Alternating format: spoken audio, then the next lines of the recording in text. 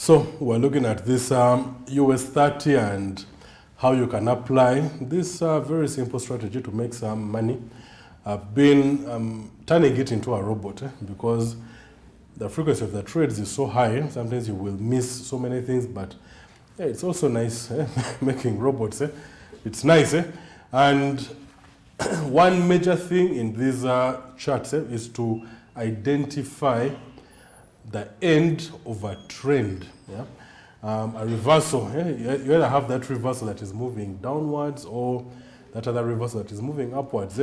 I think a few months ago I illustrated how you can detect a reversal using divergence, which is a very it's very hardcore when you're it's very important to use divergence when trying to detect reversals at the end of a trend or even a continuing trend. It really helps you to detect these things. It's very important to to take it seriously.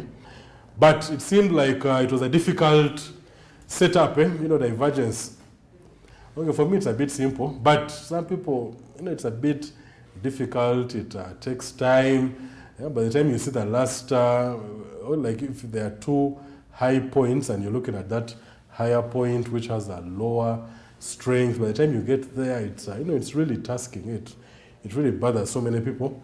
So another way of tracking down a reversal is you just put in two moving averages. You realize that when a trend is beginning, the averages are moving like this.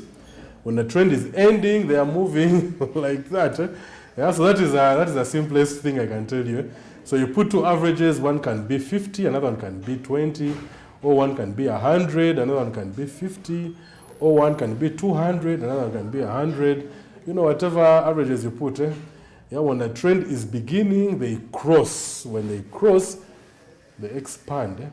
When the trend is ending, they move back into crossing position for the next trend. So that is the easiest that's the easiest way of detecting a reversal. And you might think it's a very simple way of doing it. You might think that averages are very simple and we have averages and all that. Averages are very complex. Calculating the average of 100 periods on a chart and getting that average moving for about 50 candlesticks. If you do that manually, you will pull some hair out of your head. It's very difficult. As I was talking about that, I was saying at the beginning of this program that we are living in very privileged times. We are very privileged to have all these indicators, moving averages and whatever. If we just had these naked charts, things would be very difficult. Would be calculating what these indicators do. Would be calculating these things manually and drawing all these charts on those papers that have boxes, those graph papers. Would be drawing all these charts on graph papers, calculating the averages and looking very clever while doing it. But with these platforms, you have the averages there. You just adjust them. If you want a 40 period, you have a 40 period. 100 period, you have a 100 period. So yeah, it's not a very complex thing when you have it here, but if you try to do it manually, it will be extremely complex. So the average is moving like this, means the trend is moving on. When the averages start moving like this, that is danger. The averages might be closing in. So you have to be very careful about that. Okay, let's move back to the chart. The US 30, so we looked at this trend line moving downwards, that trend line which is above. Let me give it another color. I'll give it this color orange. It is above there, then there is blue below. So we have the orange line giving us that downward trend from the very top. Then this blue line has this other lower tops. So what you're looking at is looking at this. Looking at these two lines, just dictating a downward trend. Just that. So once you have your trend figured out, the other way of getting a downward trend is putting moving averages. Yeah? You cannot have two moving averages downwards when you have an upward trend. It's impossible. Yeah? So we have two averages. Let me give, okay, this one is color red, it's moving average 70. Let me make another moving average 20, and I make it color blue. Okay. Yeah, so when you have red above blue, it's a downward trend. When you have blue above red, like in this case, then it's an upward trend. So there are many ways of detecting your averages. So in this downward trend, I'm going to remove these trend lines because the averages have come in and they've taken out all the space. Yeah, so we have these trend lines out, and now we have the averages red over blue, which give us a downward kind of some downward movement. So yeah, so every time this relative vigor index crosses itself, yeah. So here we have red over blue, yeah, at that point. So this one here is a very, very crucial point here. Okay, these averages are quite, let me make this one 100, one which was 70, and so when this red crosses over blue, we have the selling, so we can count out this first one there. Yeah, such things can be very convincing, but you have to cancel it out. Now, the next move, so for the RVI, red above green means you sell, green above red means you buy. So at that point of crossing, if prices are below these two averages and the red crosses above the green, so you can sell at that point. Yeah, you can sell, and that small price movement has about 389 pips. 389. So last time we took just 100 pips, and it was $100. These are 389 pips. That's about $389. So we can even take 350 pips, and that's it. Yeah, so that is a lot size of 0.1. And from here you can see that the price that moved upwards was about 432 pips. So with that same kind of return, that would be about a negative $43 on your account. So if you had about $100, you'd still be a bit safe. From 100, you'd make about 400, which is not so bad. So they keep on crossing. There's another cross that happens here on this candlestick.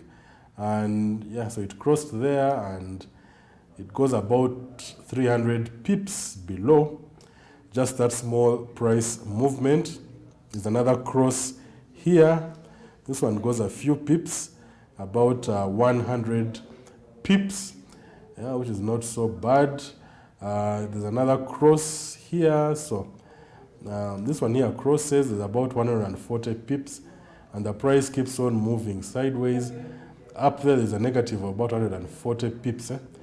So there's this cross here, it's a bit, this one is a bit, it's not so nice, yeah, because you have the RVI crossing at this point, and it can even be at this candlestick. So you might even start selling below there, and you move into a very big loss. But the thing that will prevent you from selling there is because the moving averages are moving into crossing position. These ones were nice. Here you sold, made some good money there. You sell again here, you make some good money there. You sell again there, you make a small profit there. But you don't sell here. Yeah? You don't sell at that point because the averages are pointing to a reversal. So they are moving into a point whereby they are contracting, they are not expanding. Yeah? So yeah, this one here should give you a very good detection that things may not be so nice right here. Yeah? You'll also miss out this trade because of following that same strategy. But here, when they start expanding, when the averages go back into expanding, then you have another RVI cross there, and you can get 142 pips there if you want. 142 or maybe 180. It's entirely up to you. Then another cross here where the average is still expanding somehow. You can sell and get about one. Okay, so one I've just been looking at. Okay, the next one was this one. Yeah, a very nice cross. The averages are clearly expanding there. That one is quite nice, so you can sell from somewhere in between there. You can sell up to this first retracement area, 371 pips, or 370 pips. Yeah, and if you continue, you get about 500 pips. Yeah, but there's another tiny cross.